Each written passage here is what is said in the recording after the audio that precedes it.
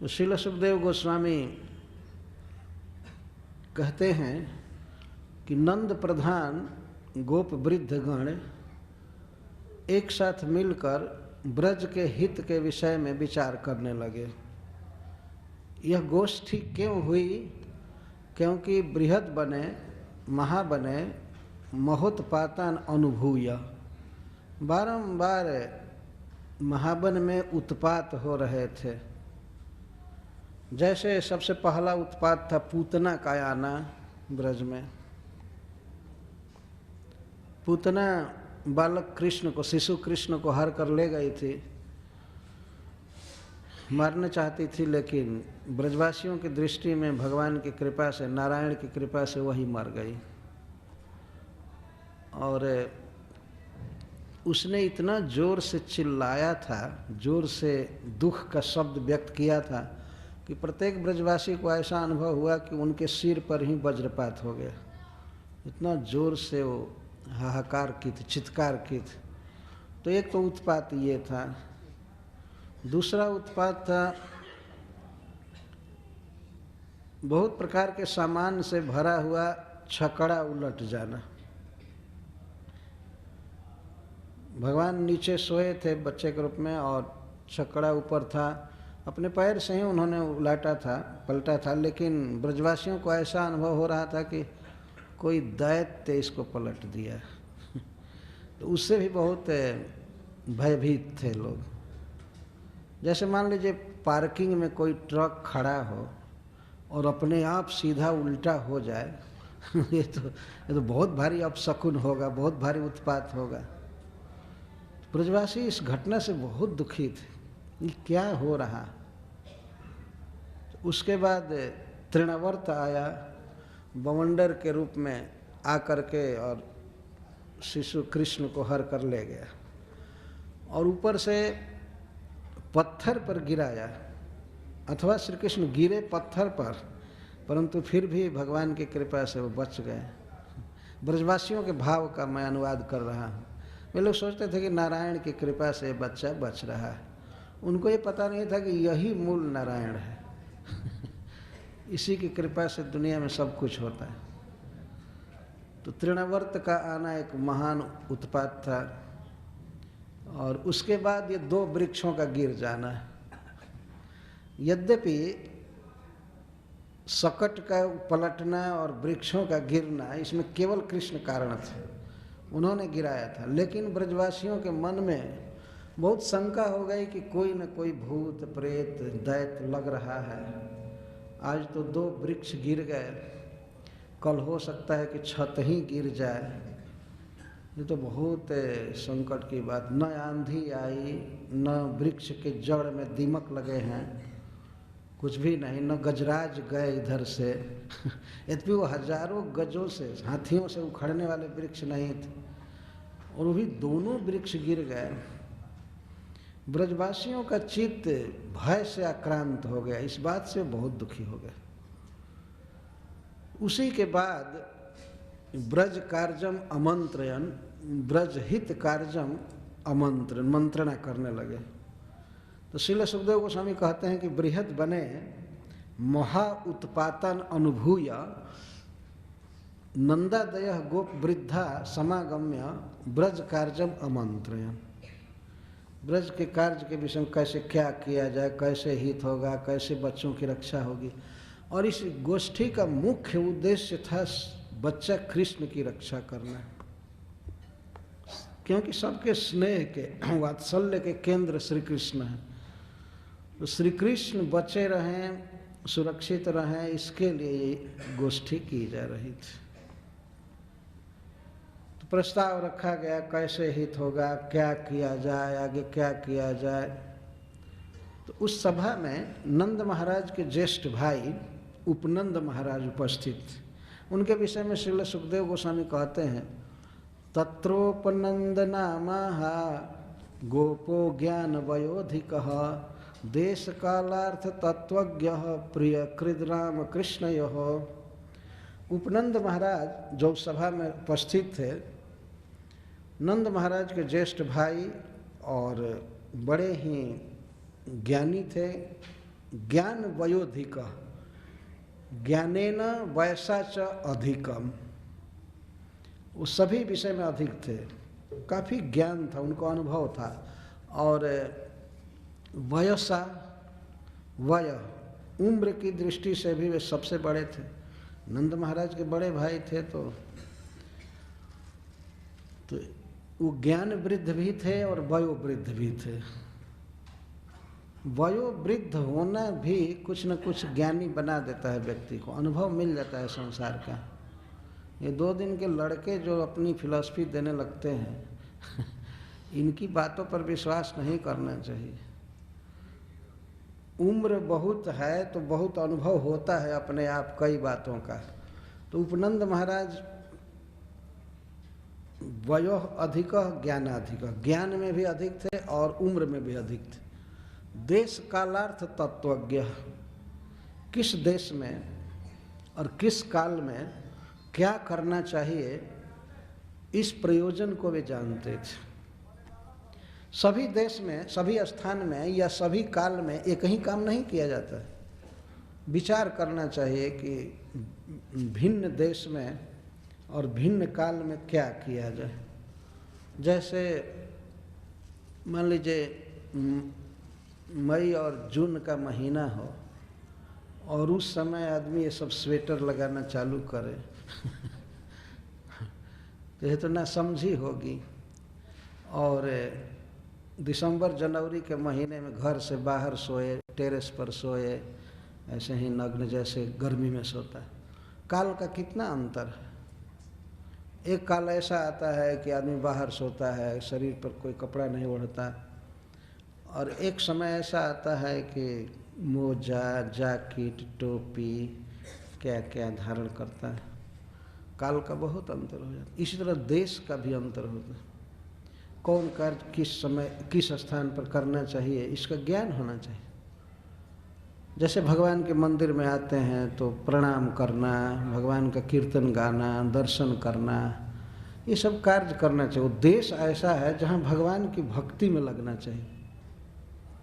वहाँ आकर के ये फोटो खींचो, ये करो, ये करो, वो करो, वही जो संसार में काम करते हैं वही काम करें, तो उचित बात नहीं है। वो तो भगवान का धाम है, भगवान का घर है, वहाँ पर भगवत भावना में रहना चाहिए। तो इसको देशांतर कहते हैं।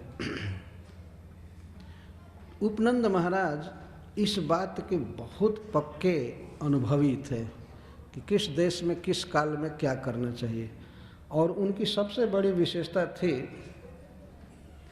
कि उनके जीवन का एकमात्र लक्ष्य था कृष्ण और बलराम का प्रिय करना, जिससे जीवित रहे, सुख से रहें, स्वस्थ रहें, सफल हों। यही वे सर्वदा सोचा करते थे। प्रिय कृद राम कृष्ण। श्रीमद् भागवतम में भक्ति के कई भावों का, रसों का वर्णन किया गया है। तो वात्सल्य भाव एक बहुत ही उत्कृष्ट भाव है। माधुर्य भाव के जस्ट नीचे वही है वात्सल्य, भगवान के योग क्षेम की चिंता करना। जैसे हम लोग अपने बच्चों की चिंता करते हैं, कैसे पढ़ेगा, खाएगा, पिएगा, आगे चल कर के धन उपार्जन करेगा।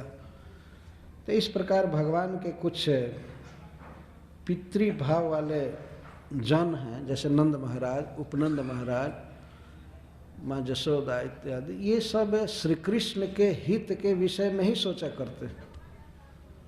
माँ जसोदा समझती है कि मेरा बेटा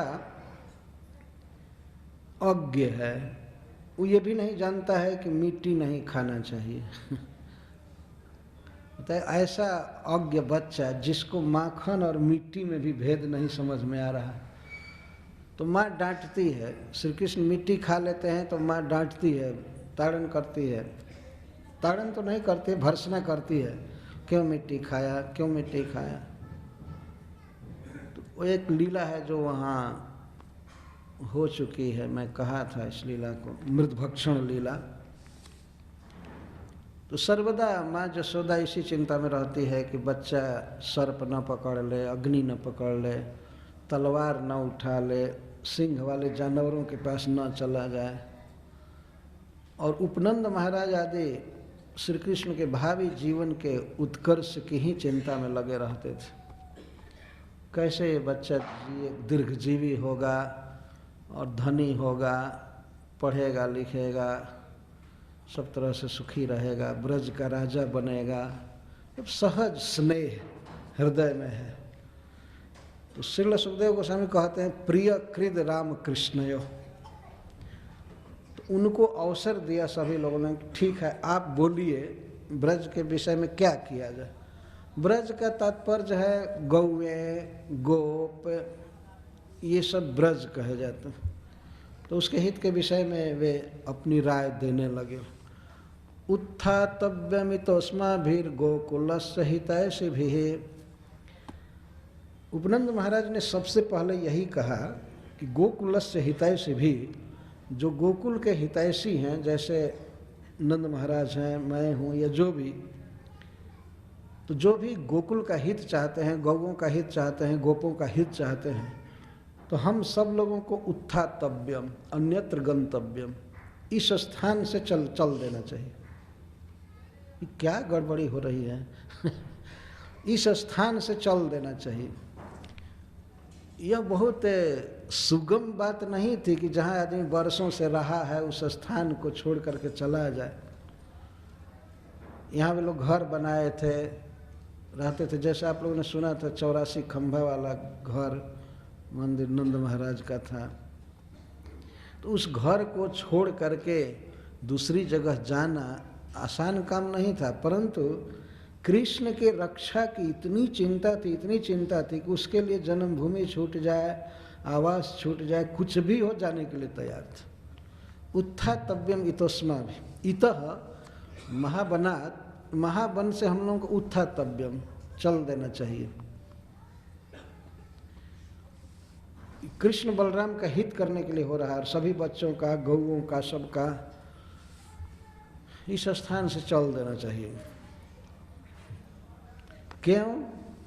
अत्रायांति महोत्पात, यहाँ महाउत्पात आ रहे हैं। आयांत्यत्र महोत्पात, यहाँ पर महाउत्पात आ रहे हैं। बालानाम नाश हेतव, और किस लिए उत्पात हो रहे हैं? हमारे बच्चों का नाश करने के लिए। बच्चों में भाव ये है कि श्री कृष्ण बालक मुकुटमणि हैं, तो उन पर संकट आ रहा है, तो एक प्रकार से सब पर संकट आ रहा है, अथवा सामान्य रूप से सभी बच्चों पर संकट आता ही है, आ ही रहा था। उपनंद महाराज इस तरह से बात कर रहे थे कि बच्चों पर बहुत संकट आ रहा है, इसलिए हम गोकुल के हितैषियों को चाहिए कि हम इस स्थान को छोड़ दें, हम लोग चलें, कहीं दूसरी जगह चलें। क्या क्या संकट आ रहा था? मान लीजिए जिज्ञासा हो, ऐसे ब्रजवासी सभी जानते हैं, परंतु पूर्व में घटी घटनाओं को हजारों बार रिपीट करते थे ब्रज में। कृष्ण से संबंधित घटनाएं थी। तब वे कहते हैं मुक्तः कथंचित राक्षस्या बालघ्न्या बालको ह्यसौ।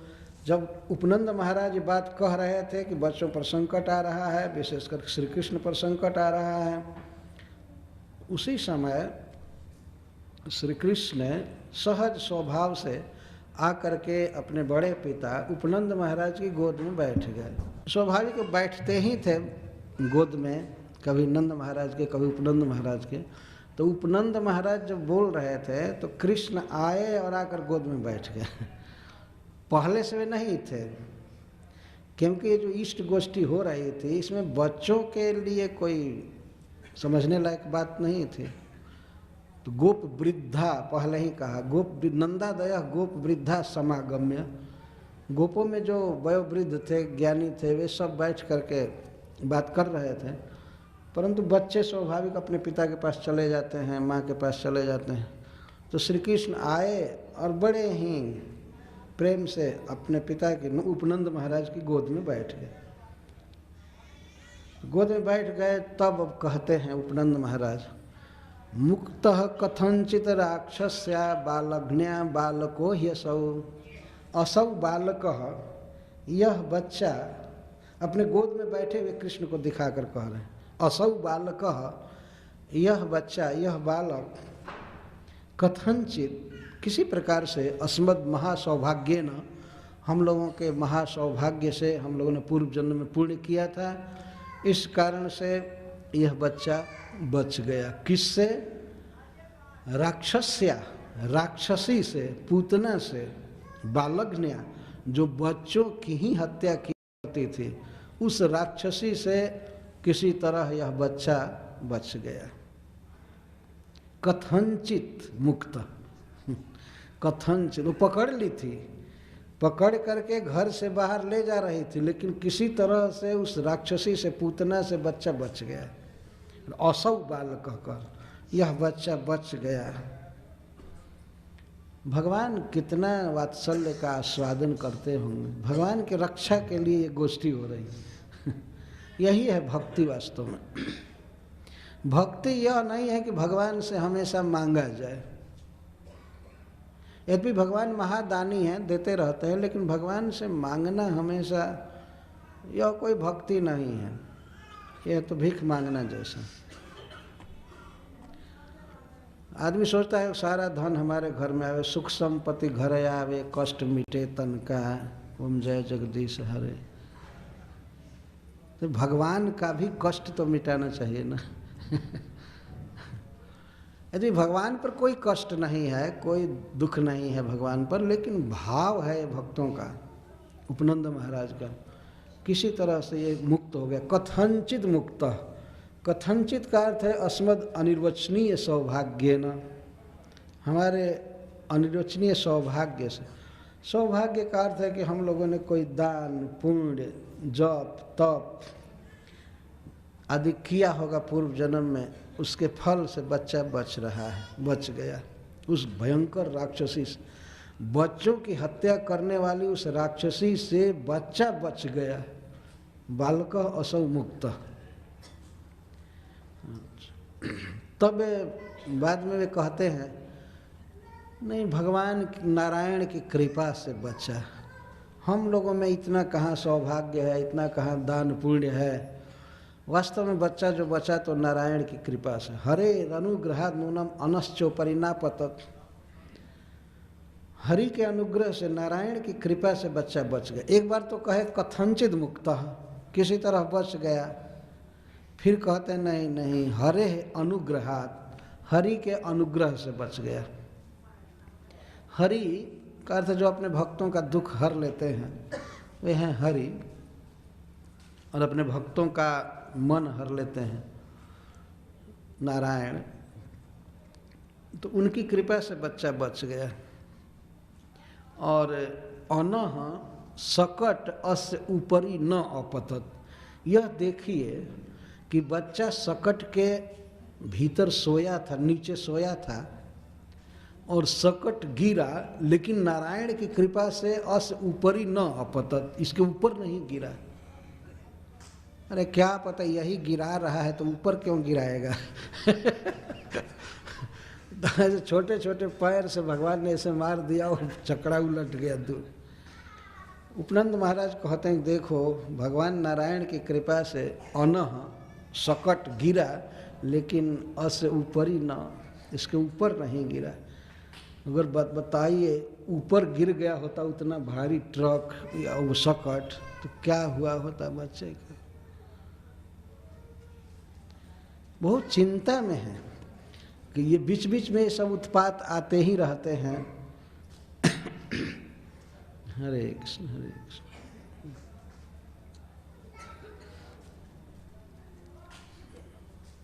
उधर ही रोकना चाहिए ना।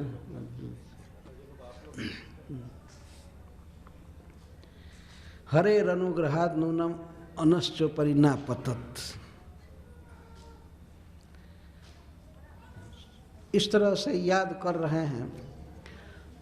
अब दूसरी घटना कह रहे हैं। ये कृष्ण कथा चल रही है।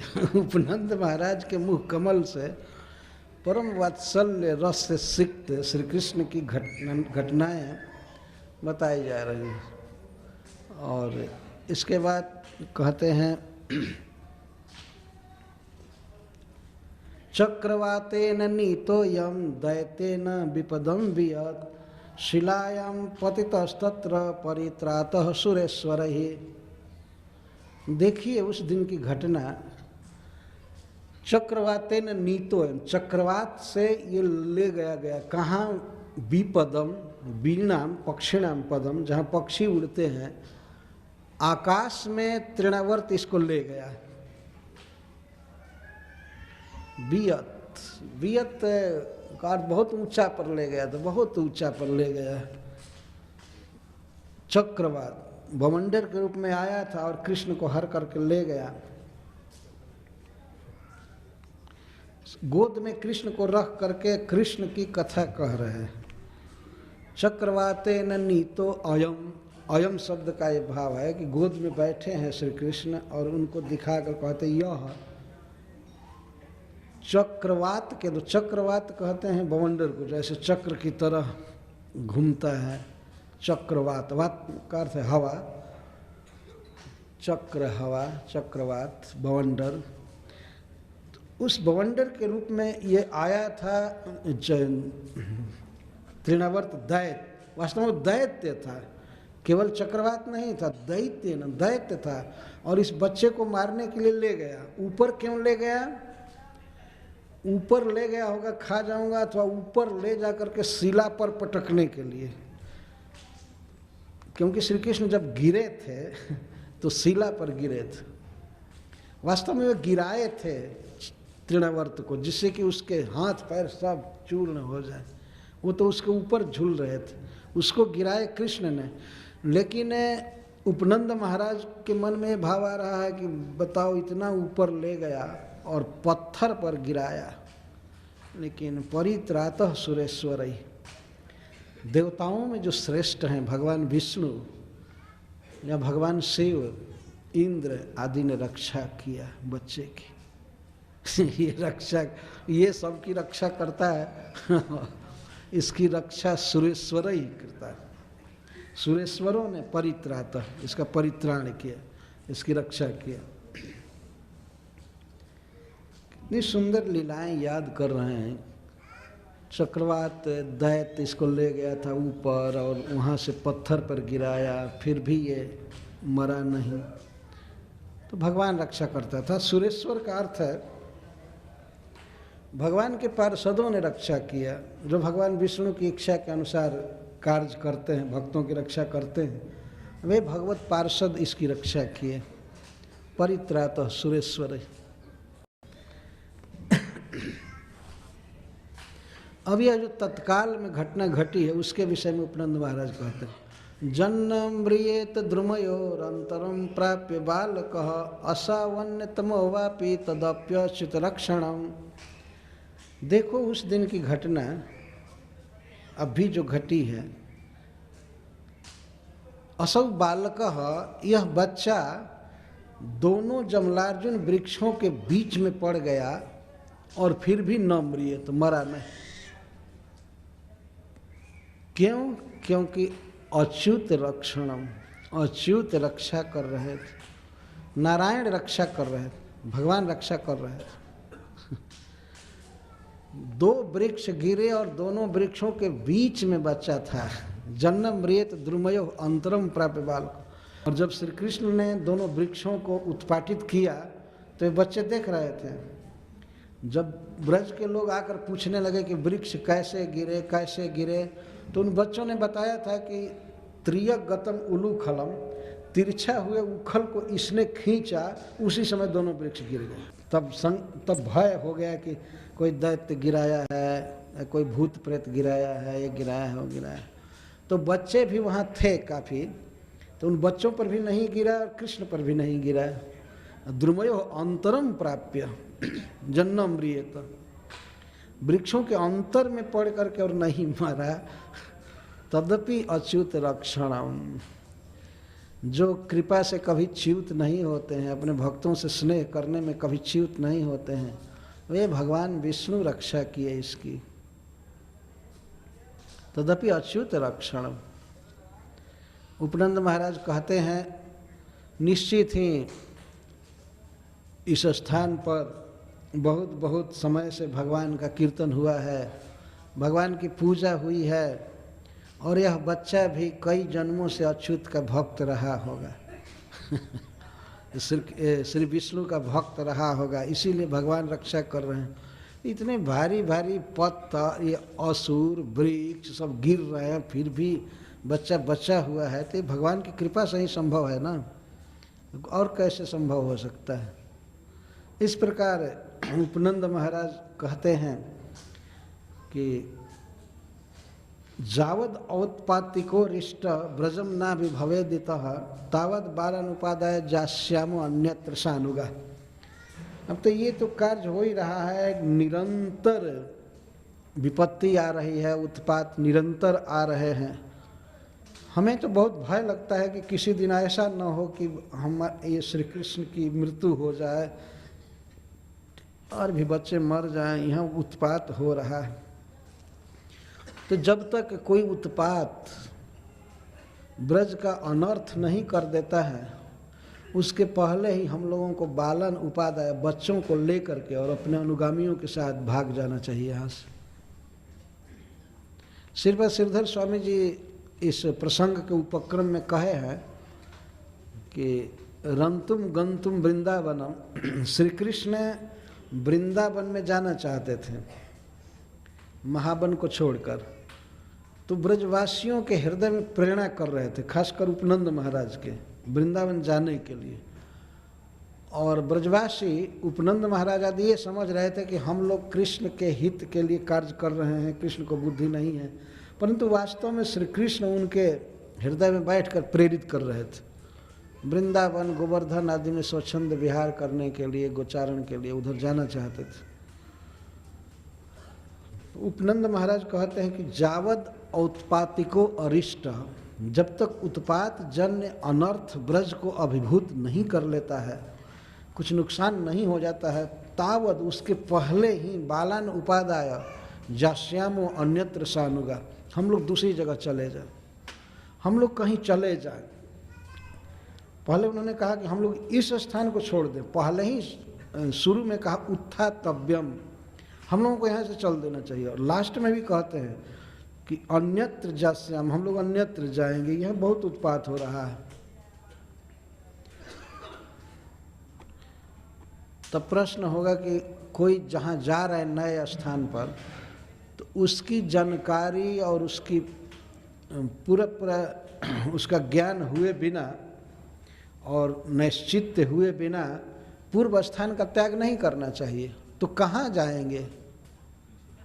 अन्य गोपों ने पूछा, ठीक है आप जाने को कहते हैं बच्चों की रक्षा के लिए, लेकिन कहाँ जाएं?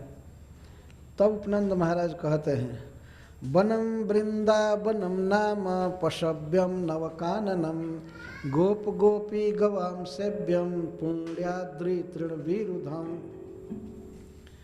एक वृंदावन नाम का वन है, एक वृंदावन नाम का वन है, बहुत सुंदर है। पशव्यम, पशुओं के लिए वहाँ बहुत सुंदर घास है और पानी है और समशीतोष्ण वातावरण रहता है, बहुत सुंदर है। बहुत जलाशय हैं, नदियां हैं, जमुना, मानसी, गंगा इत्यादि, और अनेक जलाशय हैं। गौओं के लिए तो पानी चाहिए और घास चाहिए, और जहाँ और भी रोग दुख न होता हो। तो उपनंद महाराज के विषय में पहले कहा गया कि देश कालार्थ तत्वज्ञ, देश काल आदि के प्रयोजन के तत्व को जानते थे और बहुत घूमे थे, अनुभवी थे, इसलिए वृंदावन को जानते थे। ध्यान रखना चाहिए कि यह वृंदावन भांडीर वन से लेकर के और काम में वन तक था, ये सब वृंदावन के नाम से ही जाना जाता है, जिसमें गोवर्धन, बरसाने, नंदगांव, ये सब वृंदावन के अंदर ही आते हैं। उपनंद महाराज कहते हैं कि वनम वृंदावनम नाम पशव्यम नवकाननम, एक वृंदावन नाम का वन है, वो पशव्यम पशूनाम हितम, पशुओं का बहुत उपकारी है, हित है। वहाँ बहुत सुंदर घास है और पानी बहुत सुंदर है, तथा नवकाननम, और उस वृंदावन के भीतर बहुत से अवान्तर नए नए कानन हैं। नए नए वन हैं। गोप गोपी गवाम सेव्यम, वह स्थान गोपों के लिए, गोपियों के लिए और गौओं के लिए सेवन करने योग्य है। पुण्याद्रि तृण विरुद्धम, उस वन में बहुत ही पवित्र, बहुत सुंदर पर्वत हैं, जैसे श्री गोवर्धन जी, और पुण्य वृक्ष हैं, पुण्य लता हैं, पुण्याद्रि तृण विरुद्धम, और पुण्य लताएं, पुण्य लताएं, पुण्य वृक्ष और पुण्य अद्रि सरोवर आदि। पुण्य का अर्थ है बहुत सुंदर श्रेष्ठ कोटि के, जिनमें फल फूल बहुत अच्छी तरह से लगते हैं, जिनमें छाया होती है। इस संसार में कुछ अपूर्ण वृक्ष होते हैं, उनकी छाया में बैठने पर भी नुकसान होता है। श्रीमद् भागवतम में लिखा गया, अपूर्ण वृक्षान श्रयते। पंचम स्कंध में भवाटवी का वर्णन करते हुए कहा गया है कि यह जीव रूप वणिक कभी कभी अपूर्ण वृक्षों का आश्रय लेता है। अपूर्ण वृक्ष का मतलब है ऐसे लोग जो भगवान के भक्त नहीं हैं, जो भगवान के भक्त नहीं हैं, कोई कंकक्टेड आइडिया में चल रहे हैं, कोई पंथ की कल्पना करके, तो उनको बिल्कुल अपवित्र वृक्ष कहा गया है। उनका तो कोई आश्रय लेता है तो उसे बहुत नुकसान होता है। वैष्णवों का आश्रय लेना चाहिए, भगवान के भक्तों का आश्रय लेना चाहिए संसार में। तो वृंदावन में जितने भी वृक्ष हैं सब पुण्य वृक्ष, बहुत सुंदर, और जिनके छाया में आने पर व्यक्ति का उद्भव होता है। जैसा आपने सुना होगा स्वर्ग में कल्प वृक्ष होता है, तो कल्प वृक्ष के छाया में आने पर ही आदमी निहाल हो जाता है, उसकी इच्छाएं पूरी हो जाती है। वो मांगे या ना मांगे, उसकी इच्छाएं पूरी हो जाती हैं कल्प वृक्ष की शरण लेने मात्र से। तो वृंदावन में बहुत सुंदर सुंदर पवित्र वृक्ष हैं, लताएं हैं, पर्वत हैं, और गोप गोपी गौओं के लिए सेवनीय है। तो हम लोग वहाँ चले। तो इसके बाद गोपों ने पूछा नंद महाराज आदि ने कि कब चला जाए। तो कहते तत्रादैव जास्याम, आज ही सकटन जुंक्त माचिरम, गाड़ियों को जोतिए, बैलों को नाधिए सकट में, अद्यैव माचिरम, आज ही चलना है और देर नहीं करना है, आज ही चलना है। अभी मीटिंग हो रही है और कहते बस आज ही चलना है। बच्चे, स्त्री और जो सामान है, पलंग, घड़ा, क्या क्या सब आभूषण वगैरह सब कुछ लेकर के चल देना है। यदि आज इस युग में किसी व्यक्ति को कहा जाए कि बस आज ही निकलो, चलो दूसरी जगह चलेंगे, तो आदमी तो परेशान हो जाएगा कि भाई इतना सामान है, कहाँ ले जाएंगे, और घर का कोई ठिकाना नहीं। ये घर शिफ्ट करने से पहले दूसरा घर होना चाहिए ना। कोई वहाँ घर नहीं है, यहाँ तक कि झोपड़ी भी नहीं डाले हैं, वृक्षों के नीचे रहना है, और कहते बस आज ही, और माँ चिरम, देर मत करो, आज और अभी, इसका अर्थ है आज और अभी वहाँ जाएंगे। गोधनान्य अग्रतो जानतु भवता में दिरोचते। लेकिन बड़े सुशील भाषा में उपनंद महाराज बोल रहे हैं कि भवता में यदि रोचते, यदि आप लोगों को अच्छा लग रहा है तब चलें। तो उन्होंने अपना मत दे दिया कि वही सबसे ठीक है, यहाँ से भागना चाहिए, बहुत खतरनाक जगह है, यहाँ पर बहुत विपत्ति आ रही है, अनर्थ आ रहा है, उत्पात आ रहा है, हम लोग चले। लेकिन भाई अंत में भवता में यदि रोचते, यदि आप सबको ये अच्छा लग रहा है तब चलें, और नहीं तो क्या किया जाए। किसी व्यक्ति को कितना भी अपना समाज हो, लेकिन फोर्स नहीं करना चाहिए। नहीं, चलिए चलो चलो चलो चलो चलो चलो, चलना ही है, मैं कहता हूँ चलना है, ऐसा नहीं बोलना चाहिए। तो यदि आप लोगों को अच्छा लग रहा है तो हमारा ये मत है, आप लोग चलिए। तब वे तैयार हो गए सभी। तत्श्रुत्वैक धियो गोपा स्वांसन ब्रजन समायोजन। तो वे गोप तुरंत ही उनकी बात मान ली, क्योंकि एक धिया, सबकी एक मति थी। अथवा एकस्मिन् श्री कृष्ण एवं धीर जैसा ते, श्री कृष्ण में ही उनकी बुद्धि थी, श्री कृष्ण के ही हित के विषय में सोच रहे थे। और सभी ब्रजवासियों की धारणा थी कि जो भी उत्पात हो रहा है, विपत्ति आ रही है, कृष्ण पर आ रही है, इसलिए अच्छा है, कृष्ण को बचाने के लिए हम लोगों को जितना जल्दी चलना चाहिए। तो अपने अपने ब्रज को, ब्रज का अर्थ है अपने घर के सामान को, गौओं को और सब अपने जनों को सब इकट्ठा करने लगे। कोई बच्चे इधर उधर गए थे, खेल रहे थे, गौएं इधर उधर गई थी चरने के लिए, तो सब अपना अपना सहेजने लगे, सब देखने लगे गाय किधर गई है, बच्चे किधर हैं, और सब गिन गिन करके अपना अपना सब ले करके चलना है। स्वान स्वान ब्रजम, ये उचित बात है, क्योंकि अपना अपना सब मिला लेंगे तो निकलने में ठीक रहेगा। ऐसा नहीं किसी गाय कहीं छूट जाए, कोई बच्चा इधर उधर छूट जाए, सब अपना अपना देख रहे थे। कभी कभी हम लोग वृंदावन यात्रा में, गोवर्धन जी की परिक्रमा में या मथुरा में जब द्वितीय स्नान करने जाने पर कहते हैं भाई अपने अपने आदमी को देखते रहिए।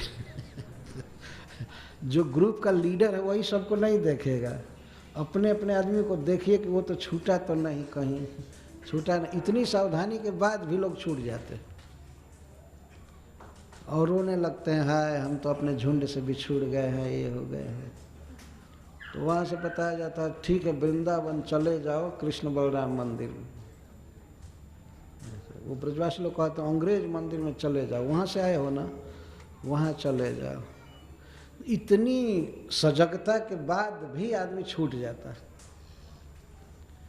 इसीलिए वो लोग अपने सकट आदि को जुटाए और रूढ़ परिच्छदा अपने अपने सामान को बैलगाड़ियों पर लादे, सैकड़ों हजारों बैलगाड़ियाँ चलने लगी और उस पर लादे सामान और चले। खास करके बालक, वृद्ध और स्त्रियां ये सब सकट पर चल रहे थे, पैदल नहीं चल रहे थे। बालान वृद्धान स्त्रियो राजन, हे महाराज परीक्षित सर्वोपकरणानि च अनसु आरोप्य गोपाला जत्ता आत्सरासना। कुछ गोप हाथों में धनुष बाण लेकर चल रहे थे। गोपाला जत्ता आत्सरासना, धनुष बाण लेकर चल रहे थे, रक्षा करनी है। साथ में स्त्रियां हैं, धन है, स्वर्ण आदि। भगवान के जन्म के समय ही बहुत धन बढ़ गया था, तो धन अपने साथ जा रहा है, गौएं हैं, स्त्रियां हैं, बच्चे हैं, सबकी रक्षा के लिए वो सजग होकर के हथियार लेकर के चल रहे पैदल। जत्ता आत्सरासन, बहुत सावधान थे गोप। ये खतरा सब जगह हो सकता है, कभी भी होता रहता है, देखा गया। बच्चों की, स्त्रियों की रक्षा करनी चाहिए, और रक्षा होती है वास्तव में शक्ति से, विनय से रक्षा नहीं होती है। हाथ जोड़ दे बस रक्षा हो जाए, एक गाल पर कोई मारे तो दूसरा गाल भी दे दो, ये सब विचार जो हैं थर्ड क्लास के हैं। ये सब व्यक्तिगत किसी के आचरण में ऐसी बात हो, लेकिन समाज की रक्षा के लिए शक्ति बहुत आवश्यक है, शक्ति बहुत जरूरी है। तो गोप चल रहे हैं तो अपने बच्चों की, स्त्रियों की रक्षा के लिए सजग हैं, हाथ में धनुष बाण लेकर चल रहे हैं। और स्त्रियां, बच्चे और वृद्ध ये सब बैलगाड़ियों पर चल रहे हैं। गोधनानि पुरस्कृत्य श्रृंगार्या पूर्व सर्वतः तुर्जा घोषेण महता जजुः सह पुरोहिता। तो अपने साथ पुरोहित भी चल रहे थे। पुरोहित साथ में रहना बहुत आवश्यक होता है। पुरोहित, पुरोहित जो सामने रह करके हित किया करे, लग्न बार आदि बतावे, ढंग से संकट से रक्षा करे, उसको पुरोहित कहते हैं। पुरहित पुरोहिता, पुरह का अर्थ होता है सामने, हमेशा अपने जजमान का हित करने के लिए तत्पर रहता है, इसलिए उसको पुरोहित कहते हैं। ऐसा नहीं कि जजमान से केवल दक्षिणा लेने के लिए ही भेंट करता है, बाकी और कभी याद भी नहीं आती, हित करता है। तो ये गोप चल रहे हैं तो ब्राह्मणों को साथ में रह कर सबकी आवश्यकता होती है। ब्राह्मण बुद्धि देते हैं, वेद शास्त्र देते हैं, पढ़ाते हैं, तो उनकी ज़रूरत थी उनके साथ चले। और गोधनानी पुरस्कृत, गौओं को आगे करके, जैसा उपनंद महाराज ने कहा था कि गोधना अग्रतः जानतु, गौएं आगे जाए, गोधनान्य अग्रतो जानतु, गौएं आगे जाए, आगे आगे चल रहे हैं। ऐसा नहीं सब लोग चले जाएं, गौएं पीछे से आए, नहीं, गौओं को अब भी हाँक देना चाहिए और गौएं चलें। तो गौएं आगे आगे चल रही थी और सब जगह सींग बजा बजा करके सब गौओं को समेट रहे थे, बुला रहे थे लोगों को। कोई गाय कहीं किसी झाड़ी में न छिप गई हो, किसी खेत में न हो, तो सींग बजा रहे थे सब जगह से। तो सींग के आवाज़ से पता चलता था कि लोग कहीं जा रहे हैं। और तूर्ज घोषेण महता, और भेरी बज रही थी, भेरी बज रही थी बहुत जोर से। भेरी कहते हैं जो वैसे ऊंचा रहता है, ऐसे बजाते हैं भेरी। पता नहीं हिंदी में क्या कहते हैं उसको, दुंदुभी, दुंदुभी बज रही थी जोर जोर से। अब चलना है, चलना है। जैसे ये गाड़ियाँ खुलती हैं ट्रेन वगैरह तो सीटी दे करके, वैसे सब पूरा बाजा बजा करके बढ़िया से, कोई छूट ना जाए, कोई रह ना जाए। जो बलवान गोप लोग थे वे सब पीछे चल रहे थे सबको ले करके, और कुछ बगल में इधर उधर, कुछ आगे चल रहे थे धनुष बाण ले करके। इस तरह से श्रीमद् भागवतम में नीति बताई गई, कैसे चलना चाहिए। बच्चों की और स्त्रियों की रक्षा हमेशा होनी चाहिए। हम बहुत से दूषित लोग रहते हैं संसार में, वे स्त्रियों का अपहरण कर लेते हैं, बच्चों को चुरा लेते हैं, तो उनकी रक्षा होनी चाहिए। तो इस तरह से वे चल रहे थे। जशोदा और रोहिणी एक सकट पर चढ़े थे और कृष्ण बलराम एक ही सकट पर थे। जशोदा रोहिणी हो ये कम, जशोदा, इसके पहले एक श्लोक है, गोपियाँ चल रही थी। गोपियों के विषय में सुखदेव गोस्वामी एक विशेष बात कह रहे हैं। गोप्यो रूढ़ रथा नूतन कुछ कुमकुम कांतय, गोपियाँ चल रही थी रथ पर। और को सकट पर चलने की बात कहे, बैलगाड़ी पर, और गोपियों को सुखदेव गोस्वामी कहते हैं कि वो रथ पर चढ़ी थी।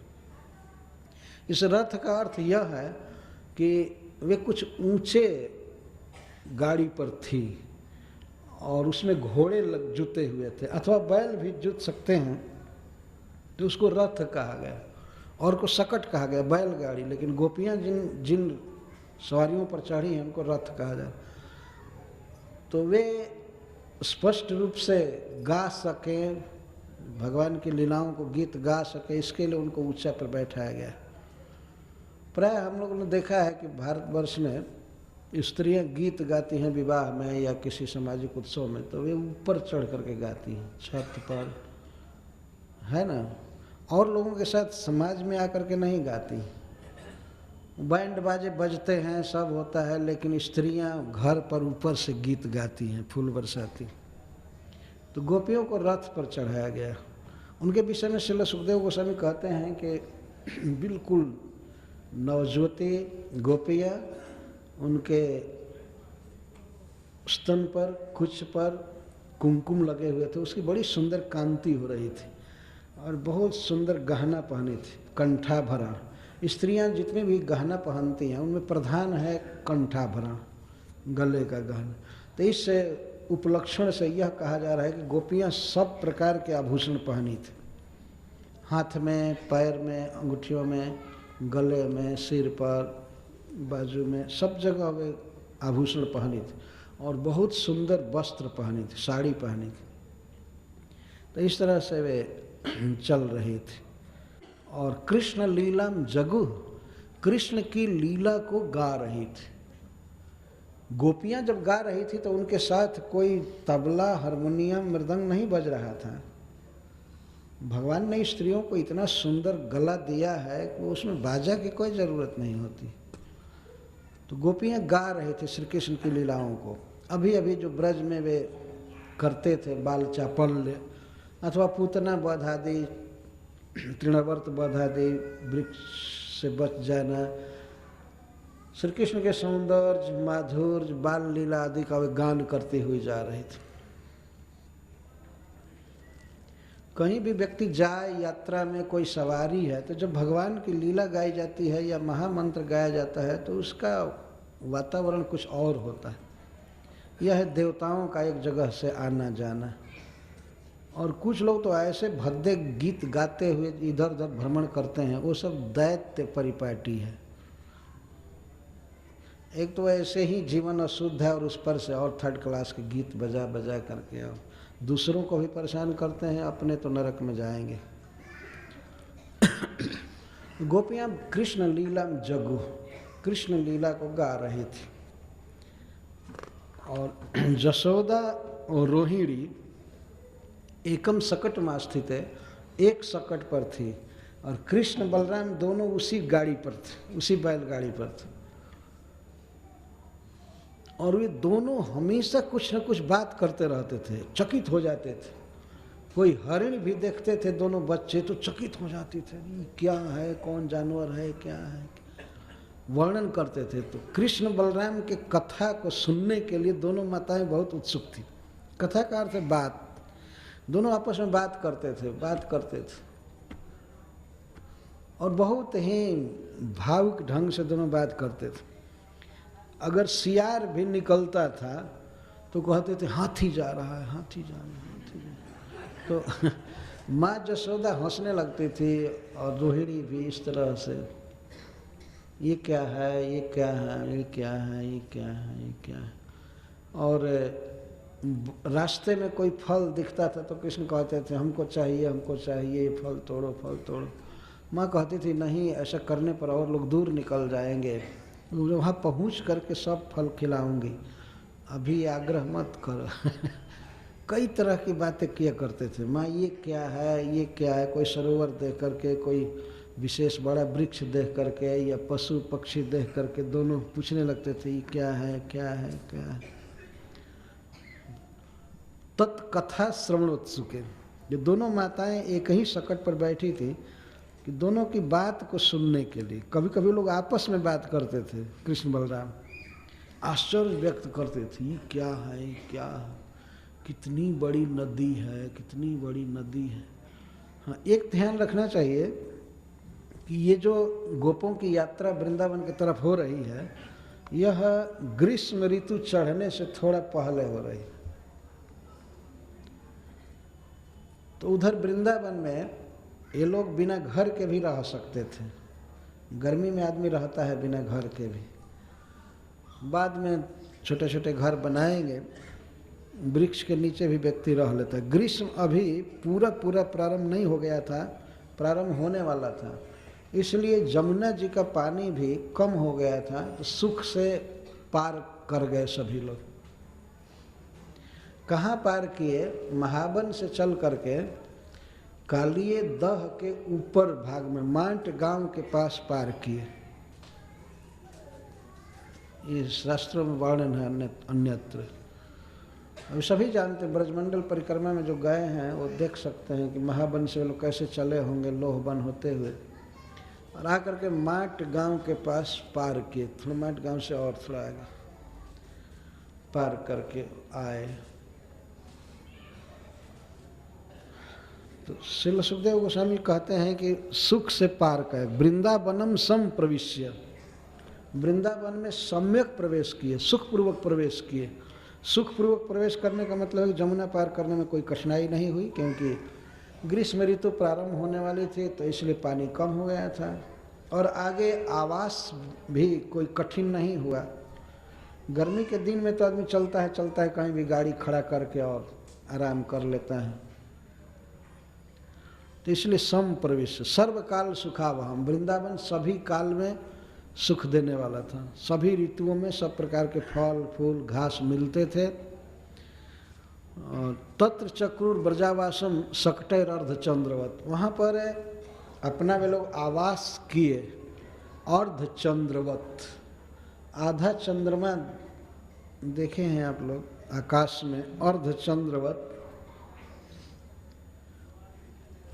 अर्धचंद्रवत। चंद्रमा के दोनों छोर कुछ और ज़्यादा रहते हैं और इस तरह से वो आधा रहता है। तो यह है नीति। अपने अपने छकड़ों को, बैलगाड़ियों को लोग खड़ा किए, इस तरह से खड़ा किए कि एक बड़ा गांव बस गया। लेकिन गांव कैसे बना? अर्धचंद्रवत, निकलने का रास्ता एक तरफ था, निकलने का आगे था, जिधर से चंद्रमा कटा रहता है उस वैसे दृश्य में। तो उधर निकलने का, गौओं को दुहने का और सब जो कुछ भी था, और इधर बैलगाड़ियाँ इस तरह से खड़ा की गई थी कि पीछे से कोई नहीं निकल सकता था और पीछे से कोई अटैक नहीं कर सकता था। तो सुरक्षा की दृष्टि से इस तरह से वास किया गया। ब्रजावासम चक्र, ब्रज का आवास किए, सकटई अर्धचंद्रवत। अब तो जो भी सामान था बैलगाड़ियों पर ही रखना था। अभी बैलगाड़ी ही अपना घर समझिए या वाहन जो कुछ भी है सब बैलगाड़ियों पर लाद करके ही इधर उधर जाते रहते थे। आज भी हम लोग देखते हैं कुछ लोग ऐसे हैं जो अपना पूरा घर सामान जो भी है वो लाद लाद कर यहाँ से वहाँ जाते रहते हैं। आज भी कुछ लोग हैं। भगवान ऐसे समाज में रहे हैं। आज विपत्ति के कारण ये ब्रजवासियों को ये अपना घर छोड़ करके दूसरे जगह जाना पड़ रहा है। भगवान इसका आस्वादन कर रहे हैं। अपने प्रेमियों के हृदय में जो वात्सल्य भाव है उसका आस्वादन कर रहे हैं। तो ये लोग वृंदावन चले गए और इसके बाद घूम घूम करके कृष्ण देखते थे। तो श्रील सुखदेव गोस्वामी कहते हैं वृंदावनम गोवर्धनम जमुना पुलिनानि च वीक्ष्यासिद उत्तम प्रीति राम माधवयोर नृप। हे नृप, हे महाराज परीक्षित, राम माधव को, कृष्ण और बलराम को वृंदावन देखकर, गोवर्धन देखकर और जमुना के दोनों कछारों को देख करके अतिशय सुख मिला, अतिशय प्रीति, उत्तम प्रीति। अब तक कृष्ण बलराम को इतना सुख अन्य स्थानों से नहीं मिला था जितना वृंदावन को देखकर, गोवर्धन को देखकर और जमुना के पुलिनों को देख करके हुए। वीक्षा सिद्ध उत्तमा प्रीति। उत्तमा का अर्थ है सर्वश्रेष्ठ, सर्वश्रेष्ठ प्रीति। प्रीति का अर्थ सुख, प्रसन्नता। वृंदावन ऐसा धाम है जिसे देख करके सुख सागर भगवान भी सुख में मग्न हो गए। इसका अर्थ है कि वैकुंठ में रह करके या और कहीं भी भगवान को उतना सुख नहीं मिलता है जितना वृंदावन में। वृंदावनम गोवर्धनम जमुना पुलिनानि च। जमुना के पुलिन, जमुना के पुलिन पर, तटों पर ही भगवान बहुत सी लीलाएं किए हैं, जैसे रास क्रीड़ा आदि। ये भगवान को सुख देने वाला धाम है। यद्यपि भगवान श्री कृष्ण सुख के समुद्र हैं, सुख की निधि हैं, परंतु उनको भी वृंदावन सुख दे रहा था, गोवर्धन सुख दे रहा था। वह धाम आज भी है ज्यों का त्यों। और आप दिल्ली वासियों का तो बहुत सौभाग्य है कि वो बहुत निकट है और बीच बीच में अवसर मिलता रहता है आप लोगों को वहाँ जाने का। ये बहुत अच्छी बात है, भगवान की कृपा है कि वृंदावन के इतना निकट जन्म दिए, आवास दिए। और जो वृंदावन में रहते हैं उनके भाग्य को तो भगवान शेष नाग भी नहीं कह सकते। 1000 मुख उस रज में लौटना एक बहुत बड़ा सौभाग्य है। ब्रह्मा जी उस ब्रज धाम में चाहते हैं तृण बनना, लता बनना।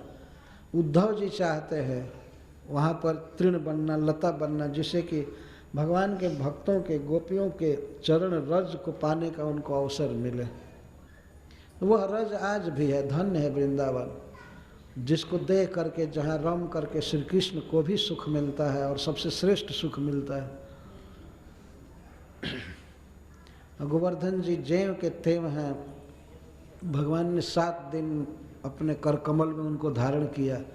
गिरिराज जी की गुफा में वे खेलते थे, खाते थे, ऊपर भी टहलते थे।